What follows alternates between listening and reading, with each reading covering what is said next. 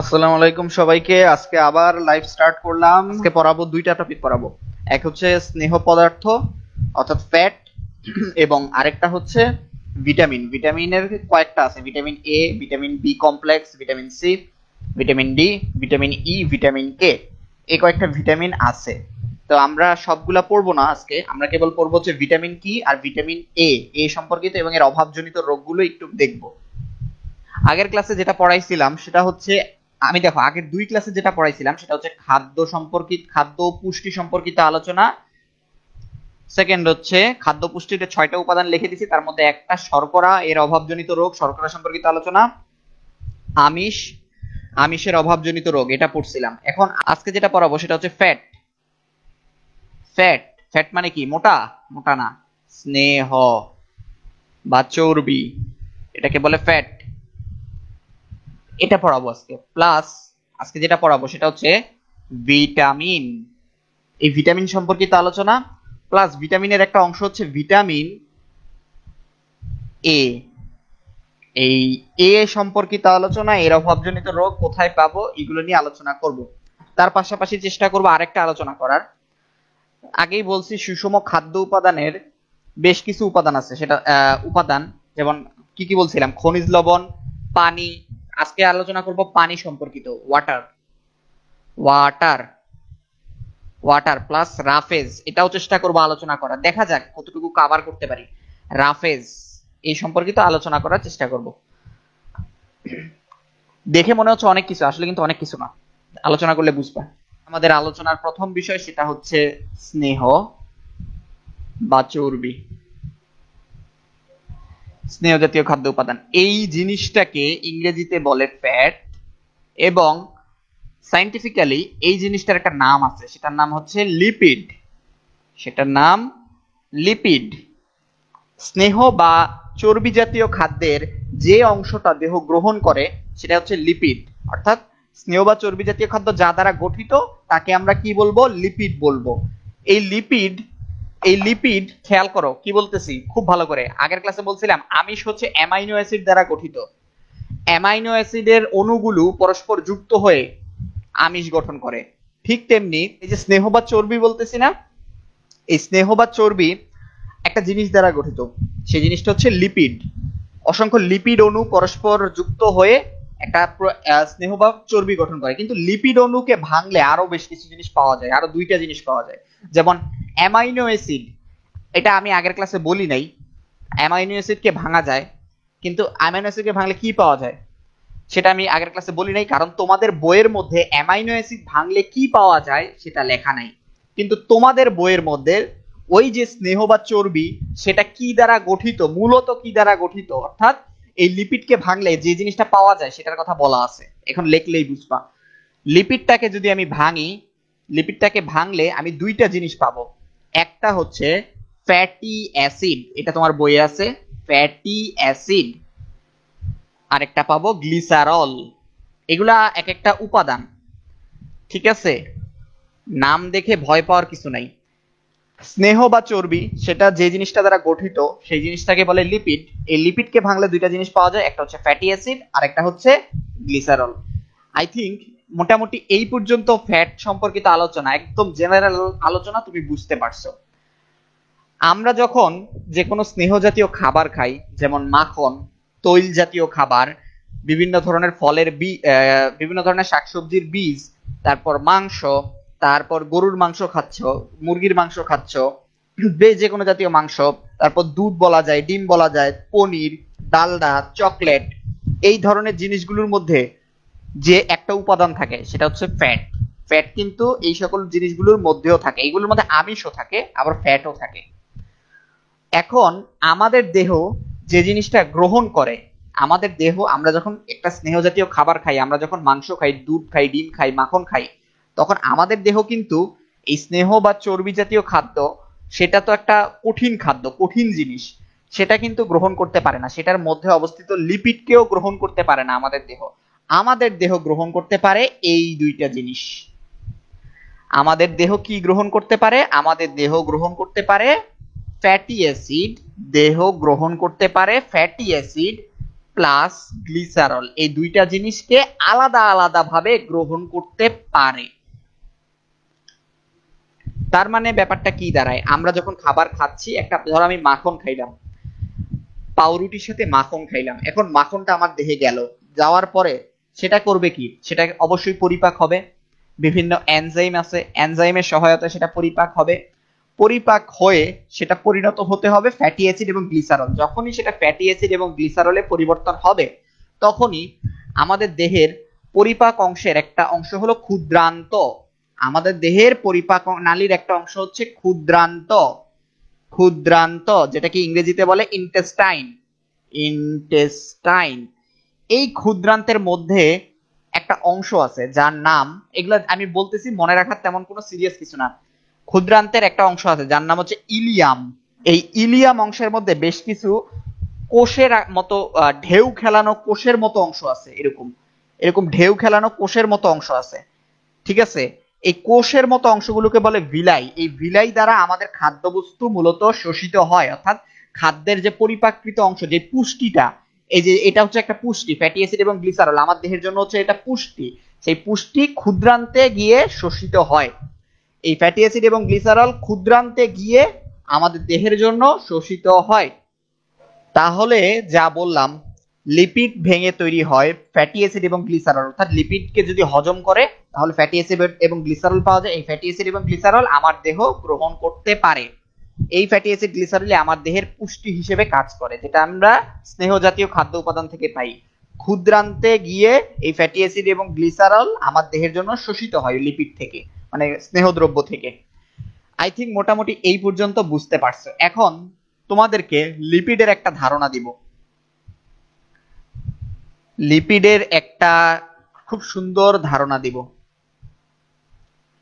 Lipid মূলত একটা জিনিস খুব ভালো মতো মনে রাখো, এটা তোমাদের বোঝার জন্য বলতেছি, লেখার দরকার নেই।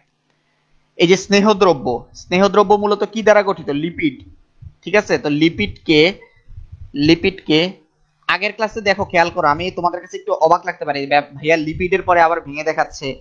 আগের ক্লাসে আমি অ্যামাইনো অ্যাসিড পর্যন্ত পড়াইছিলাম, বলছিলাম আমিষ মূলত অ্যামাইনো অ্যাসিড দ্বারা গঠিত।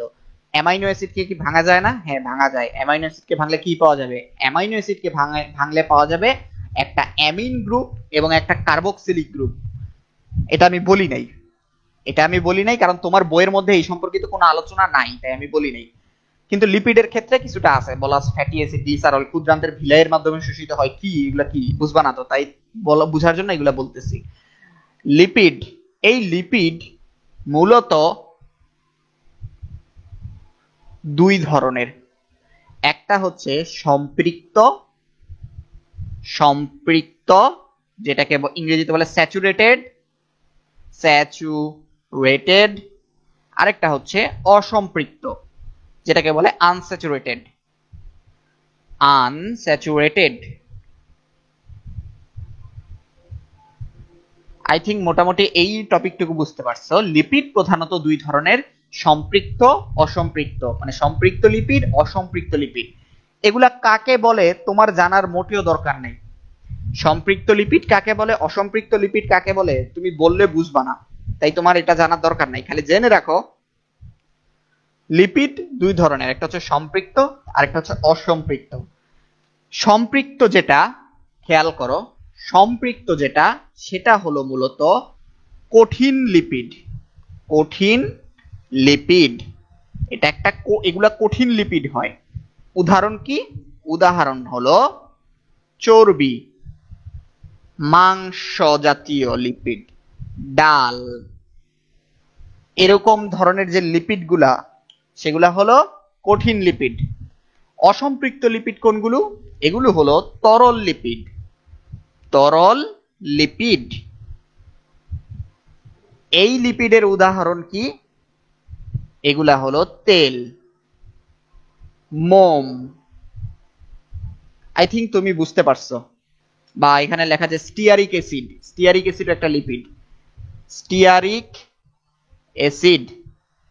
এখানে লেখা যায় লিনোলিক অ্যাসিড, লিনোলিক অ্যাসিড। এগুলা বেশি তো দরকার নাই, খালি জানা দরকার যে লিপিড দুই ধরনের, একটা হচ্ছে সম্পৃক্ত, অসম্পৃক্ত।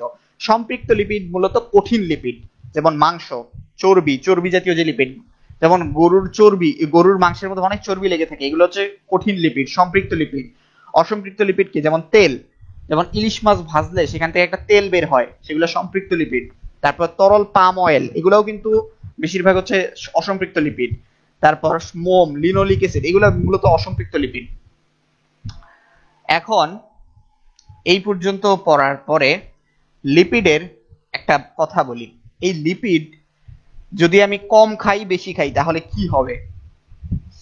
ধরো লিপিড আমি কম খাইলাম বা বেশি খাইলাম, তাহলে কি ঘটনা ঘটবে? যদি আমি লিপিড কম খাই তাহলে লিপিড আসলে কি কাজ করে এটা বুঝতে হবে। লিপিড মূলত যে কাজটা করে সেটা হচ্ছে আমার ত্বকের মধ্যে, এই যে দেখো আমাকে দেখলেই তুমি বুঝতে পারতেছো এখন আমার দেহের মধ্য থেকে প্রচুর পরিমাণে ঘাম না, এটা মূলত তেলের মতো একটা ব্যাপার। মানুষের দেহ থেকে ঘাম এবং তেল দুই ধরনের ব্যাপার লাগে বের হয়। যেমন আমার দেহ, তুমি এখন আমার মুখের দিকে তাকালে বুঝতে পারবা যে আমার মুখের মধ্যে এখন বেশ পরিমাণে প্রচুর পরিমাণে তেল নিঃসৃত হইতেছে। আমার মুখ থেকে মানে তেল তেল চকচক তেল বলে না, চুকচুক হয়ে থাকা তেল, এই ধরনের একটা ব্যাপার এখন স্কিনের মধ্যে আছে মূলত আমার। আসলে কিন্তু এটা ঘাম না। তো আমাদের দেহের মধ্যে দুই ধরনের গ্রন্থি আছে, একটা হচ্ছে ঘর্ম গ্রন্থি আর একটা হচ্ছে শ্বেত গ্রন্থি। ঘর্ম গ্রন্থির কাজ হলো ঘাম নিঃসৃত করা, আর শ্বেত গ্রন্থির কাজ হলো দেহকে পিচ্ছিল রাখার জন্য, দেহকে আর্দ্র কোমল রাখার জন্য তেল নিঃসৃত করা। এই যে শ্বেত গ্রন্থির কাজ, এই শ্বেত গ্রন্থির কাজ নিয়ন্ত্রণের মূল অংশটা পালন করা হচ্ছে লিপিড, অর্থাৎ স্নেহ জাতীয় খাদ্যদ্রব্য। যদি কোনো কারণে স্নেহ জাতীয় খাদ্য আমি কম খাই তাহলে আমার ত্বক থেকে সেই পরিমাণ তেল নিঃসৃত হবে না। এবং এই তেলের মধ্যে কিন্তু অনেক উপকারী গুণ আছে। আমার দেহের ত্বকের মধ্যে আমরা যে বাইরে ঘোরাফেরা করি, বাতাসের মধ্যে এত জার্মস থাকে, এগুলো এই তেলের মধ্যে এক ধরনের উপাদান আছে, ডার্মিসাইডিন নামক এক ধরনের অ্যান্টিবায়োটিক বা জীবাণুনাশক এই আমার স্ক্রিনের মধ্যে আছে। যার কারণে অনেক ধরনের লাখ লাখ ব্যাকটেরিয়া আমার ত্বকের মধ্যে লাগলেও আমার কিছু হইতেছে না, ত্বক আমাকে প্রতিরক্ষা দিতেছে, শেল্টার দিতেছে। মূলত ওই শ্বেত গ্রন্থি থেকে যে তেল নিঃসৃত হয় ওই তেলের মধ্যে ওই ডার্মিসাইডিন নামক ওই অ্যান্টিবায়োটিক নাশকটা থাকে। তো এগুলো আমি বললাম বুঝার জন্য, পরবর্তীতে আলোচনায় তুমি বুঝতে পারবা। তাহলে কি বললাম যে আমার দেহ থেকে শ্বেত গ্রন্থি থেকে যে তেলটা নিঃসৃত হয় সেটা কিন্তু খুব ইম্পর্টেন্ট একটা ব্যাপার, খুব দরকার ত্বককে সুন্দর রাখার জন্য, ত্বককে শুষ্ক রাখার জন্য, যাতে ত্বক খসখসে না হয়ে যায়, ত্বকের আর্দ্রতা বজায় থাকে, এই সকল ব্যাপারগুলো ধরে রাখার জন্য আমার দরকার হচ্ছে লিপিড, অর্থাৎ স্নেহজাতীয় খাদ্যদ্রব্য। তাহলে পরিমিত স্নেহজাতীয় খাদ্যদ্রব্য যদি আমি গ্রহণ করি তাহলে আমার এই ত্বকটা শুষ্ক, সুন্দর, স্বাভাবিক থাকবে। আর যদি না করি তাহলে ত্বকটা খসখসে হয়ে যাবে, ত্বকের আর্দ্রতা হারিয়ে যাবে, ত্বকের নমনীয়তা, কোমলতা এগুলো সব নষ্ট হয়ে যাবে। এটা হচ্ছে লিপিডের প্রথম একটা বড় সমস্যা। সেকেন্ড হচ্ছে লিপিডের বেশিরভাগ কাজই হচ্ছে ত্বক কেন্দ্রিক। বয়স্কদের চর্মরোগ যেটা হয়, বয়স্কদের দেখবা চামড়া কুঁচকে যায়, বেশিরভাগ বয়স্ক মানুষের দেখবা চামড়া কুঁচকে যায়। এই রোগটা, এই চামড়া কুঁচকানো একটা রোগ, এই রোগটা কেবলমাত্র হয় কেন? এই রোগটার একটা বড় কারণ হচ্ছে লিপিডের অভাব। লিপিডের অভাবে বয়স্ক মানুষের চামড়া কিন্তু অনেকাংশে কুঁচকে যায়। কারণ দেখা যায় বয়স হলে মানুষ শক্ত জাতীয় খাবার তেমন একটা গ্রহণ করতে পারে না, লিপিড কিন্তু খুব শক্ত জাতীয় খাবার, যার ফলশ্রুতিতে বয়স্ক মানুষের চামড়াটা কুঁচকে যায়। শিশুদের একটা রোগ হয় সেটা হচ্ছে একজিমা, শিশুদের একটা রোগ হয় সেটা হচ্ছে একজিমা। এই একজিমা রোগটারও কিন্তু একটা কারণ হিসেবে লিপিড মানে স্নেহ জাতীয় খাদ্যদ্রব্যের অভাবকে উল্লেখ করা হয়। তো এখন এইটা হলো লিপিডের অভাবজনিত রোগ। আচ্ছা, আমি যদি লিপিড বেশি খেয়ে ফেলি, আমার যতটুকু খাওয়ার দরকার ছিল তার থেকে বেশি খাই, তাহলে কি হবে? দেখো, লিপিড মানে হলো চর্বি জাতীয় খাবার, মানে তৈলাক্ত প্রকৃতির একটু খাবার। এই জাতীয় খাবার যদি তুমি খাও তাহলে তোমার হার্ট অ্যাটাক থেকে শুরু করে হৃৎপিণ্ডের বিভিন্ন ধরনের রোগ, তারপর মস্তিষ্কের রোগ যেমন stroke, heart attack, heart failure, এই সকল কিছু কিন্তু হওয়ার সম্ভাবনা থাকে। হার্ট অ্যাটাক মানে হচ্ছে হৃৎপিণ্ডের যে নালী, হৃৎপিণ্ডে বেশ কিছু নালী আছে, সেই নালিকার মধ্যে চর্বি জাতীয় বা প্লাক জমা হয়। প্লাক, যে চর্বিটাকে বলা হয় সেটাকে বলা হয় প্লাক। এই প্লাক গুলো জমা হতে হতে হতে হতে ওইখানকার যে হৃৎপিণ্ডের ধমনী, সেই ধমনীর খালি জায়গা বা লুমেন, এই লুমেনটাকে বন্ধ করে দেয়। ফলশ্রুতিতে মানুষের হার্ট অ্যাটাক হয় এই লিপিড জাতীয় খাদ্য যদি বেশি খাওয়া দাওয়া হয়। এছাড়া আরো বেশ কিছু রোগ হয়, সেটা হচ্ছে তোমরা শুনবা পিত্তথলিতে পাথর, পিত্তথলিতে পাথর হইছে, এই ধরনের রোগ কেন হয়? এই পিত্তথলির পাথর বা গল ব্লাডারের স্টোন, গল ব্লাডার পাথর, এটা হয় মূলত অতিরিক্ত স্নেহ জাতীয় খাদ্য বা মাংস জাতীয় খাদ্য বা কোলেস্টেরল, লিপিড কোলেস্টেরল কিন্তু এক ধরনের লিপিড, ঠিক আছে। অতিরিক্ত কোলেস্টেরল জাতীয় খাবার খাওয়ার কারণে মানুষের পিত্তথলিতে সেটা জমতে জমতে শক্ত হয়ে পাথরের আকার ধারণ করে অতিরিক্ত লিপিডের ফলে। এই জিনিসটাই মানুষ বলে গল ব্লাডারে পাথর, এই ধরনের রোগ। তারপর তুমি শুনবা কিডনিতে পাথর, কিডনিতে পাথর, এই রোগটা কেন হয়? এই রোগটাও ঠিক একই কারণে হয়, যে অতিরিক্ত স্নেহ জাতীয় খাবার খাইতে খাইতে মানুষের এই ধরনের রোগটা হয়। মোট কথা, স্নেহ জাতীয় খাবার তুমি যদি বেশি খাও তাহলে কিন্তু তোমার প্রচুর সমস্যা হবে। আবার যারা পরিশ্রম করে, ধরো যারা মাঠে ঘাটে পরিশ্রম করতেছে, যেমন একজন কৃষক, একজন রিক্সাওয়ালা, সে কিন্তু রিক্সা চালাইতেছে সারাদিন, সে যদি লিপিড জাতীয় খাবার খায় তার সমস্যা নাও হইতে পারে। কেন হবে না? কারণ সে সারা দিন প্রচুর পরিমাণে খাটে, সে প্রচুর পরিমাণে কায়িক পরিশ্রম করে, যার কারণে তার দেহের মধ্যে লিপিড খেলে কিন্তু প্রচুর পরিমাণে শক্তি উৎপন্ন হয়। একটা জিনিস খেয়াল করো, লিপিড, আমি 1 গ্রাম লিপিডের জন্য 9 কিলো ক্যালোরি শক্তির কথা বলছিলাম। মানে খেয়াল করো, লিপিডের জন্য প্রচুর পরিমাণে শক্তি তৈরি হয়, সেই পরিমাণ শক্তি সে কিন্তু কাজে লাগাইতে পারবে। আই থিঙ্ক মোটামুটি লিপিডের এই আলোচনাগুলো বুঝতে পারছো। এখন তোমাদেরকে বেশ কিছু ছোটখাটো অবজেক্টিভের কথা বলি। আমাদের যে দৈনিক যত কাজ করি সেই সকল শক্তির 20 to 30% লিপিড থেকে পাওয়া যায়। আমাদের দৈনিক মোট শক্তির 20 to 30% লিপিড বা স্নেহ জাতীয় খাদ্য থেকে পাওয়া যায়। লিপিড বা স্নেহ জাতীয় খাদ্য থেকে পাওয়া যায়, স্নেহ জাতীয় খাদ্য থেকে পাওয়া যায়, থেকে পাওয়া যায়, ঠিক আছে। এই একটা অবজেক্টিভ, এটা মাথায় রাখবা। আমাদের লিপিডের আলোচনা মোটামুটি এই পর্যন্তই শেষ। ভিতরে বেশ কিছু তোমাদের বইয়ের মধ্যে বেশ কিছু পড়া আছে, ওগুলা একটু কষ্ট করে পড়ে নিবে। আমি তোমাদেরকে যা যা বলছি এগুলো হচ্ছে মূল আলোচনা, কি ওয়ার্ডস সম্পর্কিত আলোচনাগুলো আমি আজকে এখন করলাম। এরপরে তোমরা বাকি আলোচনাগুলো বই থেকে করবা। এখন চলে যাব আরেকটা খাদ্য উপাদান, সেটা হচ্ছে পানি, ওয়াটার। প্রথমে ওয়াটার পড়াই, তারপর ভিটামিন পড়াবো। পানি, এই পানি আমার দেহের জন্য কতটা ইম্পর্টেন্ট? পানির অপর নাম জীবন, এটা তো জানোই, আমার কিছু বলার নাই। পানির অপর নাম জীবন। আমাদের দেহের 60 থেকে 70 ভাগ হচ্ছে পানি। পানি আমাদের দেহের জন্য কি কি কাজ করে? পানি আমাদের কয়েকটা কাজ করে। প্রথম হচ্ছে, 1, দেহের তাপমাত্রা নিয়ন্ত্রণ করে, তাপমাত্রা নিয়ন্ত্রণ করে, পুরোটা লিখলাম না।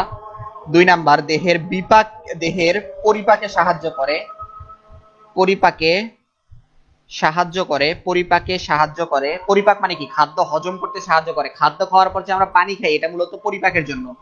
3 নাম্বার, অন্যান্য শারীরবৃত্তীয় কাজ সংগঠনে, অন্যান্য শারীরবৃত্তীয় কাজ সেক্ষেত্রেও সাহায্য করে, শারীরবৃত্তীয় কাজে সহায়তা করে। কে কাজ করে? পানি।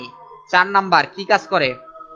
পানি দেহ থেকে দূষিত পদার্থ অপসারণে সাহায্য করে। কয়টা কাজ বললাম? 4টা কাজ। দেহের তাপমাত্রা নিয়ন্ত্রণে রাখতে সাহায্য করে, দেহের পরিপাকে সাহায্য করে, দেহের জন্য অন্যান্য যে শারীরবৃত্তীয় কাজ আছে, অনেক কাজই তো হয় দেহের মধ্যে, সেই সকল কাজে সাহায্য করে, দূষিত পদার্থ অপসারণে সাহায্য করে। 5 নাম্বার কাজ, রক্তের ঘনত্ব, রক্তের ঘনত্ব বা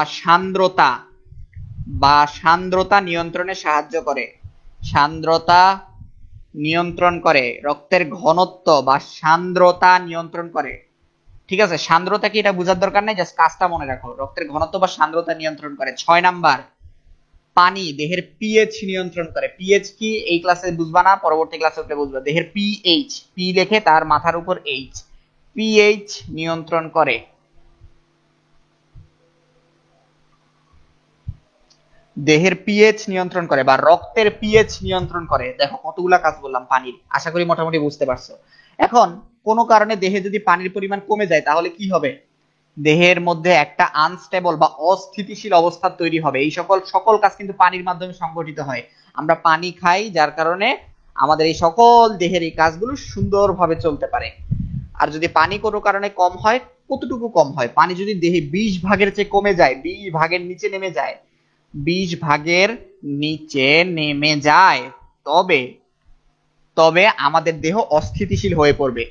আমাদের দেহ খুব দ্রুত অসুস্থ হয়ে আমরা মানে হাসপাতাল কি মানে মৃত্যু শয্যায় উপস্থিত হব, এমন অবস্থা হবে। পানি কমে কোন কোন কারণে এটা জানো? ডায়রিয়া, কলেরা, আমাশয়, এগুলো হচ্ছে পানিবাহিত রোগ, পানির মাধ্যমে ছড়ায় এবং দেহকে পানি শূন্য করে ফেলে, যার কারণে আমাদেরকে স্যালাইন গ্রহণ করতে হয়। স্যালাইন হচ্ছে পানির বিকল্প হিসেবে আমরা গ্রহণ করি, অর্থাৎ স্যালাইনটা মূলত আসলে পানি তো গ্রহণ করি, কিন্তু ওই ডায়রিয়া, আমাশয়, কলেরা ওখানে পানি প্লাস লবণ দুইটা জিনিস বের হয়ে যায় দেহ থেকে। তো লবণটাকে আমরা কিভাবে গ্রহণ করি? ওই পানির সাথে মিশিয়ে গ্রহণ করি। ওই স্যালাইনের মধ্যে পানি প্লাস লবণ দুইটা একসাথে থাকে, যার কারণে মানে পানির সাথে মিশিয়ে লবণটাকে খাই আর কি, যার কারণে আমাদের দেহ পানি শূন্য এবং লবণ শূন্য হওয়া থেকে রেহাই পায়, আমরা একটা স্টেবল অবস্থানে আসতে পারি। এই হচ্ছে পানি সম্পর্কিত খুব আলোচনা। এবং পানির অভাবে বেশ কিছু সমস্যা হয় আমাদের। পানির অভাবে আমাদের কিডনিতে সমস্যা হয়, পানির অভাবে শুষ্কতা। শুষ্কতা বলতে ত্বক তার সজীবতা হারায়।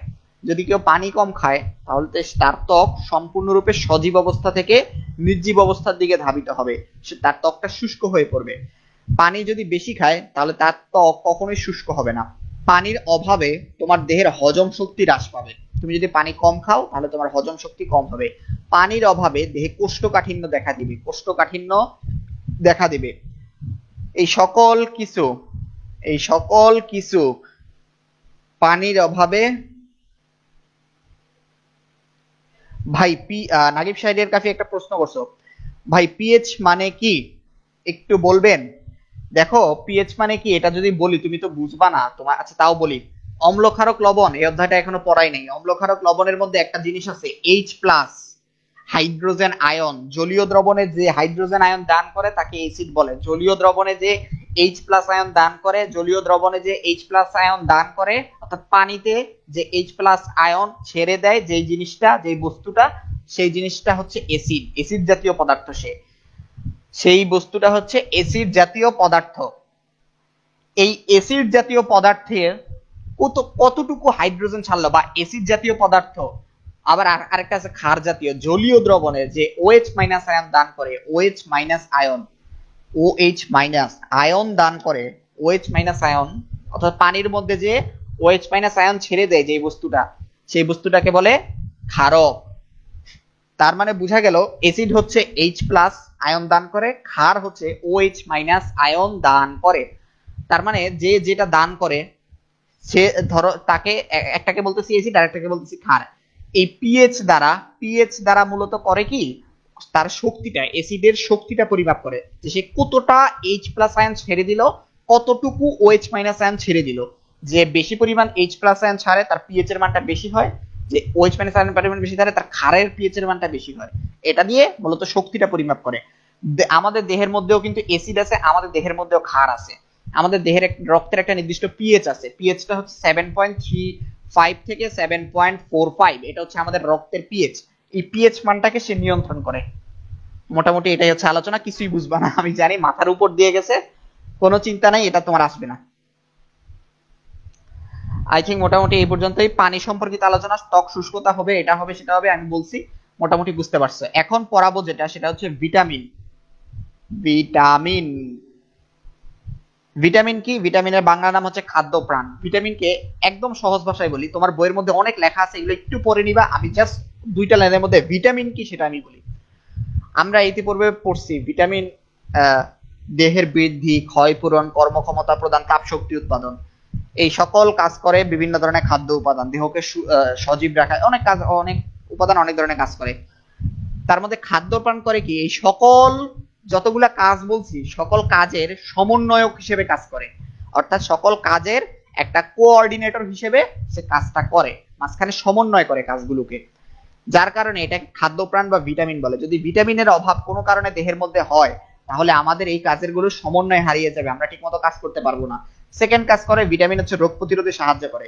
তার মানে ভিটামিন ছাড়া এই সকল কাজের সমন্বয় সম্ভব না। সমন্বয় না হলে এই কাজগুলো একসময় বন্ধ হয়ে যাবে, কর্মক্ষমতা বৃদ্ধি এগুলো বন্ধ হয়ে যাবে। সকল কাজের সমন্বয়ে কাজ করে হচ্ছে ভিটামিন। আই থিঙ্ক ভিটামিনের এই অংশটুকু মোটামুটি বুঝতে পারছো, কারণ ভিটামিনের এই কি বলে এই অল্প একটু আলোচনা মূলত তোমাদের জন্য করলাম। তোমাদের বইয়ে এই সম্পর্কিত আরো বিস্তারিত আছে যে ভিটামিন কি প্রত্যক্ষভাবে কাজ করে নাকি পরোক্ষভাবে কাজ করে, বা শর্করা জাতীয় খাদ্য বা কি কি আসলে ভিটামিন একটা ঘটনা আছে, প্রথমে একটু পড়ে নিবা। আমি মূলত ভিটামিনের আলোচনার দিকে যাই। ভিটামিন মূলত দুই প্রকার। কয় প্রকার? দুই প্রকার। একটা হচ্ছে চর্বিতে দ্রবণীয় ভিটামিন, চর্বিতে দ্রবণীয় ভিটামিন, চর্বিতে দ্রবণীয়। আরেকটা হচ্ছে পানিতে দ্রবণীয়, পানিতে দ্রবণীয়। দুই ধরনের ভিটামিন দ্রবণীয়তার ভিত্তিতে, অর্থাৎ কোন ভিটামিন কোথায় দ্রবণীয় হবে বা কোথায় কোন জলীয় দ্রবণের মধ্যে মিশে যাবে সেইটার ভিত্তিতে দুইটা ভাগে ভাগ করা হয় দ্রবণীয়তার ভিত্তিতে। একটা হচ্ছে চর্বিতে দ্রবণীয়, একটা হচ্ছে পানিতে দ্রবণীয়। চর্বিতে দ্রবণীয় ভিটামিন এগুলা কয়টা? যারা চর্বিতে দ্রবণীয় হয় তারা চর্বিতে দ্রবণীয় ভিটামিন, যারা পানিতে দ্রবীভূত হয় যে সকল ভিটামিন গুলো তারা হচ্ছে পানিতে দ্রবণীয় ভিটামিন। এটা খুব মাস্ট ইম্পর্টেন্ট, একটু মনে রাখার চেষ্টা করবা। চর্বিতে দ্রবণীয় ভিটামিন কারা? চর্বিতে দ্রবণীয় ভিটামিন হচ্ছে A, D, E, K. Vitamin A, vitamin D, vitamin E, vitamin K, A D E K. ঠিক আছে, এ D E K, A D E কে। চর্বিতে দ্রবণীয় ভিটামিন কি? এডেক, এডেক, এডেক, এ ডি ই কে। চর্বিতে দ্রবণীয় ভিটামিন হচ্ছে এ এডেক, এ ডি ই কে। আর পানিতে দ্রবণীয় ভিটামিন কি? Vitamin B complex. এটাকে কমপ্লেক্স কেন বলে পরে বলবো। ভিটামিন বি কমপ্লেক্স এবং সি কমপ্লেক্স, আর vitamin C, vitamin C, C এটাকে আর সংক্ষেপে মানুষ বলে বিসি, বিসি, বিসি। অর্থাৎ বিসি কেবলমাত্র পানিতে দ্রবণীয় ভিটামিন, আর চর্বিতে দ্রবণীয় ভিটামিন হচ্ছে এডেক, এ ডি ই কে। এগুলো চর্বিতে দ্রবণীয় হয়। এখন আমাদের আলোচনা হচ্ছে আজকে ভিটামিন এ। আমাদের আজকের আলোচনা হচ্ছে ভিটামিন এ। এটা আলোক করেই আজকে টপিকটা শেষ করব। এখন ভিটামিন এ, ভিটামিন এ কোথায় পাওয়া যায়? সবুজ ফলমূল, লাল শাকসবজি যেগুলোতে ক্যারোটিনয়েড আছে, ক্যারোটিনয়েড জাতীয় পদার্থ। ক্যারোটিন একটা কমলা কালারের পদার্থ, সেই পদার্থ লাল লাল কমলা অর্থাৎ রঙিন শাকসবজিগুলোতে প্রচুর পরিমাণে ভিটামিন এ পাওয়া যায়। মলা, ঢেলা মাছ এগুলোর মধ্যে প্রচুর পরিমাণে ভিটামিন শাকসবজি পাওয়া যায়। বিভিন্ন ধরনের রঙিন ফল, পেঁপে, আম, কাঁঠাল, এই ধরনের ফলগুলোতে প্রচুর পরিমাণে ভিটামিন এ পাওয়া যায়। কি বললাম? রঙিন শাকসবজি, রঙিন ফলমূল, মলা, ঢেলা মাছ। তিনটা মনে রাখবা। রঙিন শাকসবজি কি? লাল শাক, পুঁই শাক, টমেটো, গাজর, এগুলোর মধ্যে প্রচুর পরিমাণে ভিটামিন এ পাওয়া যাবে। রঙিন ফলমূল কি? পেঁপে, আম, কলা, কাঁঠাল, এগুলোর মধ্যে প্রচুর পরিমাণে ভিটামিন এ পাওয়া যাবে, রঙিন ফলমূল। আরেকটা পাওয়া যাবে কি? মলা, ঢেলা মাছ, প্রচুর পরিমাণে ভিটামিন এ পাওয়া যাবে। এখন ভিটামিন এ কি কাজ করে? ভিটামিনের কয়েকটা কাজ আছে। ভিটামিনের সবচেয়ে বড় কাজ হচ্ছে আমাদের দৃষ্টিশক্তিকে সহজ করতে খুব সাহায্য করে, দৃষ্টিশক্তিকে স্বাভাবিক রাখতে খুব মানে সহযোগিতা করে। দৃষ্টিশক্তিকে স্বাভাবিক রাখা, চোখের বিভিন্ন ধরনের যত্ন নেওয়া, চোখের বিভিন্ন ধরনের ক্ষতিকর প্রভাব থেকে রক্ষা করা, এই সকল কাজগুলো কিন্তু ভিটামিন এ এর মাধ্যমে সংগঠিত হয়।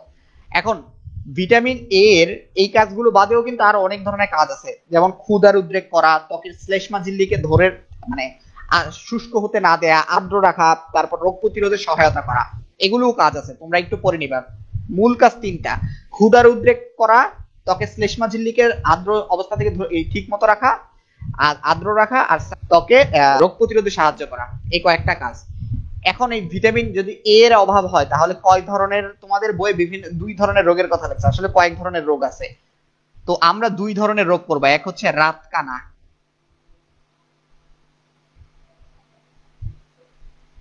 এটাকে বলে night blind, night blind, night blind. ঠিক আছে, আচ্ছা এটা মুছে দিই, এটা নিচে লিখবো। রাতকানাকে নাইট ব্লাইন্ড বলে। আরেকটা হচ্ছে জেরপথ্যালমিয়া, জেরপথ্যালমিয়া, জেরপথ্যালমিয়া। এই জেরপথ্যালমিয়া আসলে কি? এই রোগটা করে কি? আমাদের চোখের একটা অংশ হচ্ছে কর্নিয়া, আমাদের চোখের একটা অংশ হচ্ছে কর্নিয়া, এই কর্নিয়ার আচ্ছাদনকে নষ্ট করে ফেলে, কর্নিয়ার আচ্ছাদনকে নষ্ট করে ফেলে। জেরপথ্যালমিয়া রোগটা যদি হয়, নষ্ট করে ফেলে। আসলে কি নষ্ট করে? আমাদের ওই চোখের ওই জায়গার মধ্যে একটা বিশেষ ধরনের প্রোটিন আছে, সেটাকে বলা হয় ক্রিস্টালিন গ্লোবিউলিন, ক্রিস্টালিন গ্লোবিউলিন। যেটা আমাদের আমরা যে জিনিসটা দেখি না খুব স্পষ্ট, দেখো আমাদের চোখ দিয়ে আমরা যেটা দেখি সেটা কিন্তু একদম স্পষ্ট, এত স্পষ্ট যেটা চিন্তা করার মতো না। দেখো এখনো পর্যন্ত ক্যামেরা কিন্তু এই লেভেলের স্পষ্ট জিনিস আমাদের উপস্থাপন করতে পারছে, বলবো না উপস্থাপন করতে পারে নাই, কিন্তু 100% কিন্তু এখনো ক্যামেরা সেই জিনিসটা করে উঠতে পারে নাই। তার একটা কারণ, আমাদের চোখের কর্নিয়ার আচ্ছাদনের উপর একটা প্রোটিন আছে যেটাকে বলা হয় ক্রিস্টালিন গ্লোবিউলিন। ক্রিস্টালিন গ্লোবিউলিন, সেই প্রোটিনকে, এই রোগটা হলে সেই প্রোটিনটা উৎপন্ন হয় না চোখের ওখানে, যার কারণে কর্নিয়ার আচ্ছাদনটা নষ্ট হয়ে যায়। এই কর্নিয়ার আচ্ছাদন যখন নষ্ট হয়ে যায় তখন আমরা আর ঠিক মতো স্পষ্ট দেখতে পারি না, আমাদের দৃষ্টিশক্তিতে প্রচুর পরিমাণে সমস্যা হয়। আমাদের চোখ তখন, আমাদের চোখের মধ্যে আরেকটা জিনিস আছে, অশ্রু গ্রন্থি, যেটা চোখটাকে ভিজা রাখতে সাহায্য করে, পিচ্ছিল রাখতে সাহায্য করে। সেই জিনিসটা থেকে আর পানি নিঃসৃত হয় না, চোখের পানি শুকিয়ে যায়, ফলশ্রুতিতে আমাদের চোখ খসখস করে, চোখ জ্বলে, চোখ ব্যথা করে এবং আমরা দেখতে পাই না। এটা যদি খুব বেশি সময় যাবত হয় তা এই রোগগুলো কিন্তু মূলত শিশুদের হয়। এই রোগগুলো মূলত শিশুদের হয়, ভিটামিন এ এর অভাবে এই রোগগুলো শিশুদের হয়। এই কর্নিয়া আচ্ছাদন নষ্ট করে ফেলে, যার কারণে যদি এটা চলতে থাকে এক সময় শিশু কিন্তু অন্ধ হয়ে যেতে পারে, এক সময় শিশু অন্ধত্ব বরণ করতে পারে এই রোগগুলো যদি চলতে থাকে। তো এখন এই রোগগুলো থেকে উত্তরণের উপায় কি? বাংলাদেশ সরকার এবং পৃথিবী সারা ওয়ার্ল্ডেই মূলত একটা জিনিস বলে যে 6 মাস থেকে সম্ভবত 19 মাস বয়সী বাচ্চাদেরকে ভিটামিন এ ক্যাপসুল খাওয়ান। এই যে এখনো তো ভিটামিন এ ক্যাপসুলের ক্যাম্পেইন চলতেছে। ভিটামিন এ ক্যাপসুল কেবলমাত্র রাতকানা, জেরপথ্যালমিয়া, তারপর পোলিও, পোলিও কিন্তু একটা রোগ যেটা ভিটামিন এ এর অভাবে কিন্তু হয়। পোলিও কিন্তু খুব মারাত্মক একটা রোগ। এগুলা তো ছোটখাটো রোগ, এগুলার সমাধান করে ফেলা যাচ্ছে, কিন্তু পোলিও হলে বাচ্চা কিন্তু বাঁচে না। এই রোগগুলোর পোলিও, তারপর আরো অনেকগুলো রোগ আছে। এই ভিটামিন এ যদি ঠিকমতো তার দেহের মধ্যে যায় সময় সময় সময় সময়, তার মানে কি আমরা ভিটামিন এ খাচ্ছি না? খাচ্ছি তো, কিন্তু কথা হচ্ছে সরকার করে কি বিশেষ ধরনের ভিটামিন এ ক্যাপসুল বানায়, যার কারণে যেটা দিলে আমাদের দেখা যায় নিশ্চিন্ত বলবো না, মানে একটা চাহিদা পূরণ হচ্ছে। এটা হচ্ছে মূলত ব্যাপার। জেরপথ্যালমিয়া, রাতকানা যেগুলো, তার মানে এগুলোর জন্য ভিটামিন এ ক্যাপসুল বাচ্চাকে খাওয়াইতে হবে। মোটামুটি আজকে এই পর্যন্তই, মোটামুটি আজকে মনে হয় সবাই বুঝতে পারছো। আচ্ছা ঠিক আছে, মোটামুটি আজকে এই ক্লাস এই পর্যন্তই। বাই বাই, পরবর্তী ক্লাসের জন্য অপেক্ষা।